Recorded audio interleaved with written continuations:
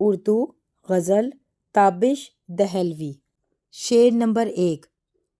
سکوں درکار ہے لیکن سکوں حاصل نہیں ہوتا، ذرا جو دل کو ٹھہرا دے درد دل نہیں ہوتا۔ سکوں درکار ہے یعنی آرام چاہیے، سکون آرام درکار چاہیے لیکن سکون حاصل نہیں ہوتا، ذرا جو دل کو ٹھہرا دے، ٹھہرا دے یعنی سکون دے، مطمئن کر دے، درد دل نہیں ہوتا۔ تشریح: شاعر کہتا ہے کہ مجھے سکون کی تلاش ہے لیکن میں اپنی تمام تر کوششوں کے باوجود سکون حاصل کرنے میں ناکام ہو گیا ہوں۔ گویا شاعر کا خیال ہے کہ وہ اگر عشق اختیار کرے گا تاکہ اس کی دلی مرادیں پوری ہو جائیں تو عشق میں اس کو درد دل بھی ملے گا اور سکون بھی ملے گا، جسے اس کی تلاش ہے وہ بھی میسر آ جائے گا۔ یعنی شاعر عجیب سی کیفیت سے دوچار ہے، وہ غور و فکر کرتا ہے اور آخر اس نتیجے پر پہنچتا ہے کہ میرے دل کا علاج صرف اور صرف انسانیت کی خدمت میں ہے۔ اگر انسانیت کے درد کو دل میں جگہ دی جائے تو پھر یقیناً حقیقی سکون میسر آ جائے گا۔ یعنی دل کے سکون کے لیے دل میں اللہ تعالیٰ کی مخلوق سے محبت، ہمدردی اور خدمت کے جذبات اور احساسات کا ہونا ضروری ہے۔ شعر نمبر 2۔ کبھی ہر جلوائے صد رنگ حاصل تھا نگاہوں کو، اب اشک خوں بھی چشم شوق کو حاصل نہیں ہوتا۔ کبھی ہر جلوہ، جلوہ یعنی نظارہ، نمائش، صد رنگ یعنی سینکڑوں رنگ، حاصل تھا نگاہوں کو، اب اشک خوں، اشک خوں یعنی خون کے آنسو، بھی چشم شوق یعنی محبت بھری آنکھ کو حاصل نہیں ہوتا۔ جلوہ، نظارہ، صد رنگ، سینکڑوں رنگ، اشک خون، خون کے آنسو، چشم شوق، محبت بھری آنکھ، کبھی ہر جلوہ صد رنگ حاصل تھا نگاہوں کو، اب اشک خوں بھی چشم شوق کو حاصل نہیں ہوتا۔ اس شعر میں تابش دہلوی ماضی کے حسین لمحوں کو یاد کرتے ہوئے رنگین وادیوں میں کھو جاتے ہیں کہ جب مجھے محبوب کا دیدار اور وصال میسر تھا، میرے بڑے ٹھاٹھ باٹھ تھے، میری شان دیکھنے کے لائق تھی، سارے زمانے کا حسن اور رنگینیاں میری آنکھوں میں سمٹ آتی تھیں، میرے لیے ہر دن عید کا دن ہوتا تھا، ہر رات بڑی خوبصورت ہوتی تھی، لیکن افسوس پتہ نہیں کس کی نظر لگ گئی ہے، میرا یہ سب کچھ خوشگوار ماضی ہی بن کر رہ گیا ہے۔ یعنی شاعر کہتا ہے کہ میری زندگی خوشیوں سے بھری ہوئی تھی، ہزار رنگینیاں تھیں، وہ آنن فانن ختم ہو گئی ہیں تو میرا جینا بھی دوبر ہو گیا ہے، وہ آرزوئیں جو میرے اچھے وقت کی ساتھی تھیں اب نہ جانے حال جو ہے وہ گزشتہ مسرتوں کی بازگشت بن کر تکلیف دیتی ہیں۔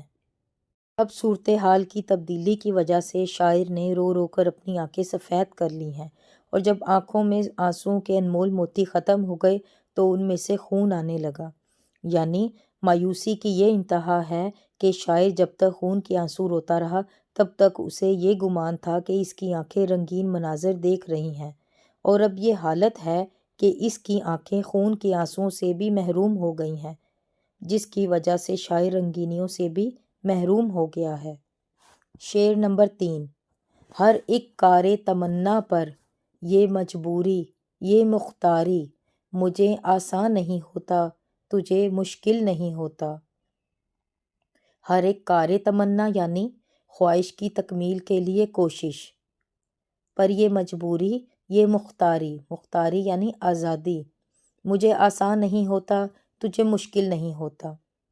اس شعر میں شاعر کہہ رہے ہیں کہ اے محبوب، اپنی ہر تمنا کو پانا میرے لیے مشکل ہے، جبکہ تیرے پاس اختیار ہے اور تیرے لیے ہر کام ہی آسان ہے۔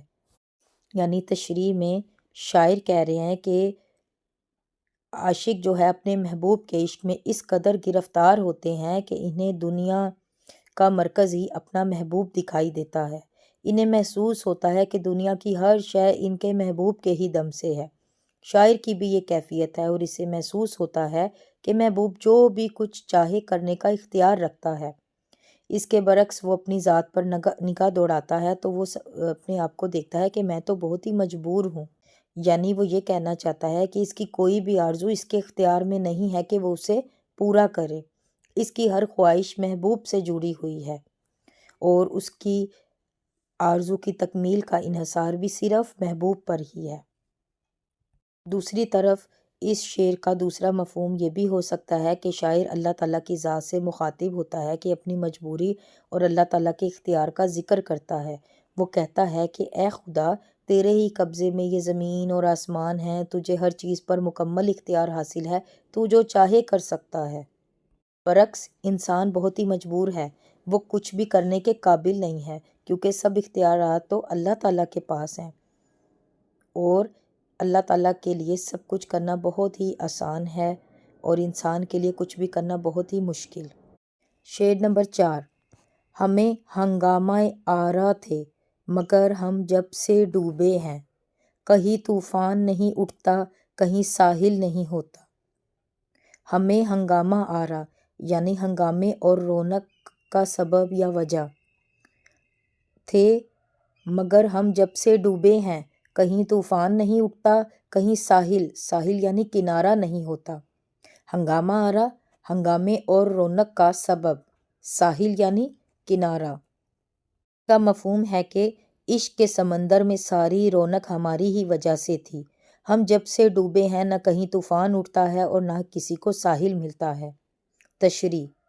شاعر اس شعر میں کہتے ہیں کہ دنیا میں کوئی بھی چیز بیکار نہیں ہے، ہر چیز کا اپنا مقام ہے، اپنا مرتبہ ہے۔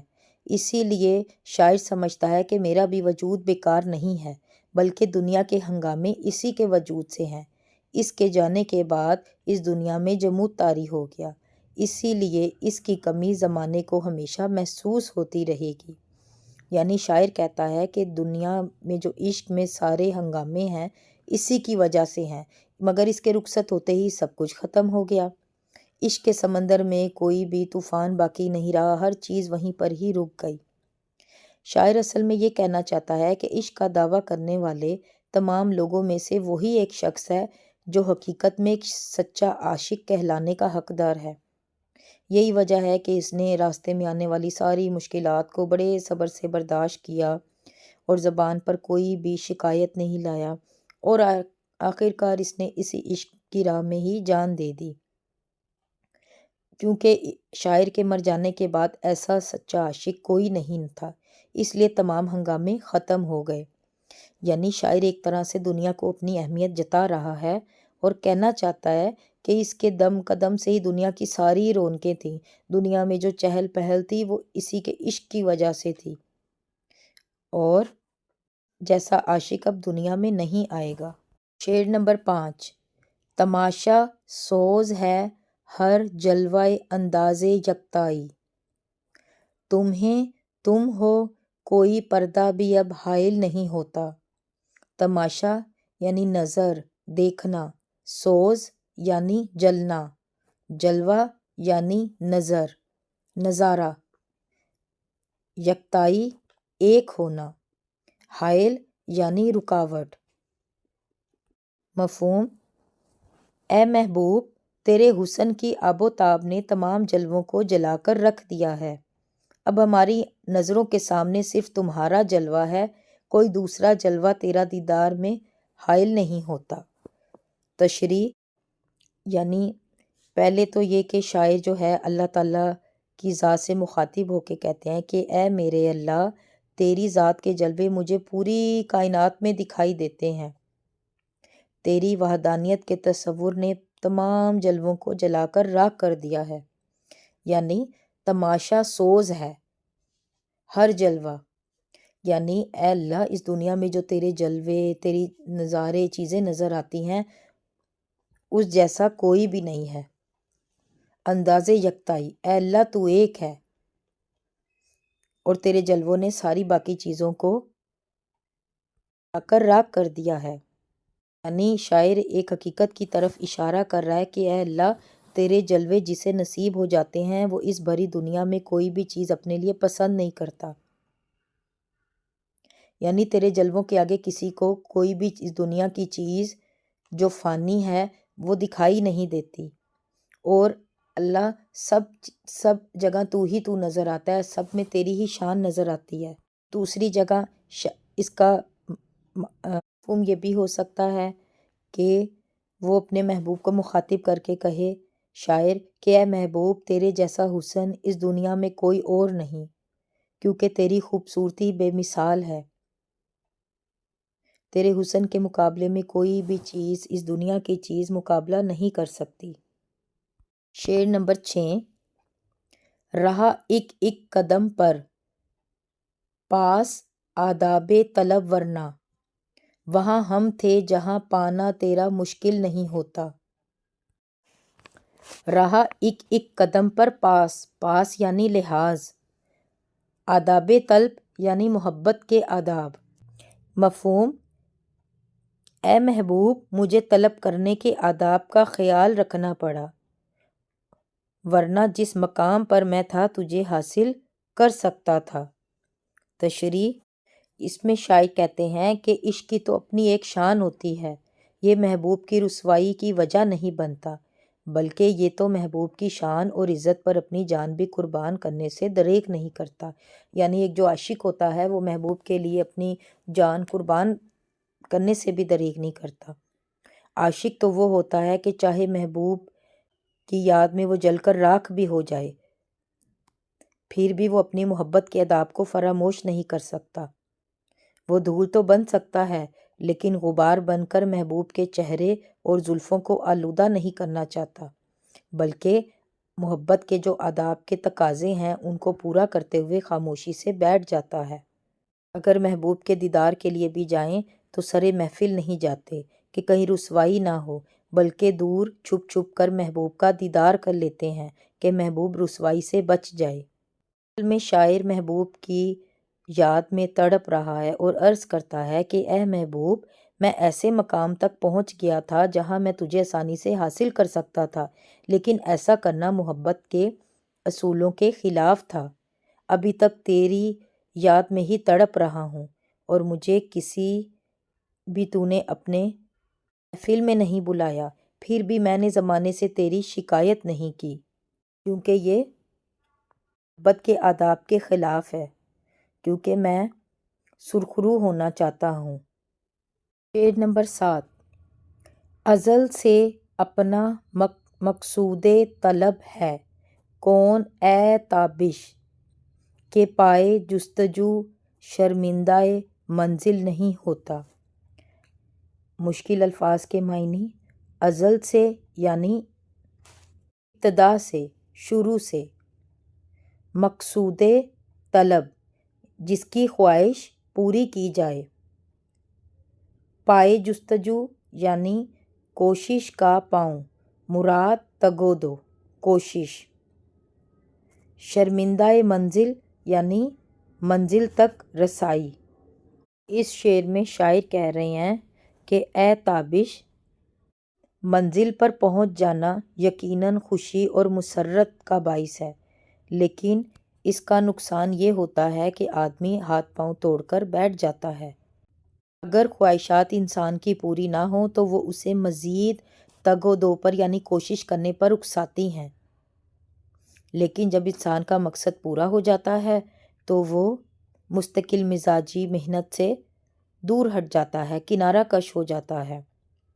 یعنی شاعر تگ و دو اور کوشش کی بات کر رہا ہے کہ اللہ تعالیٰ کا دیدار نصیب اس کو ہوتا ہے جو کوشش کرتا ہے، اور آدمی کی زندگی کا سفر اپنی منزل کو پہنچتا ہے۔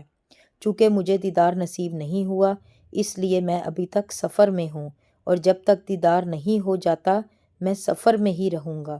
یعنی انسان کو شروع سے ہی اپنے مقصد کو پورا کرنے کے لیے کوشش کرنی چاہیے۔ کوشش وہ کرتا رہے گا تو انشاءاللہ وہ منزل تک ضرور پہنچ جائے گا، کیونکہ میں نے ابھی تک منزل تک میں نہیں پہنچا ہوں، کیونکہ میری اس طرح سے ابھی کوشش نہیں ہوئی ہے۔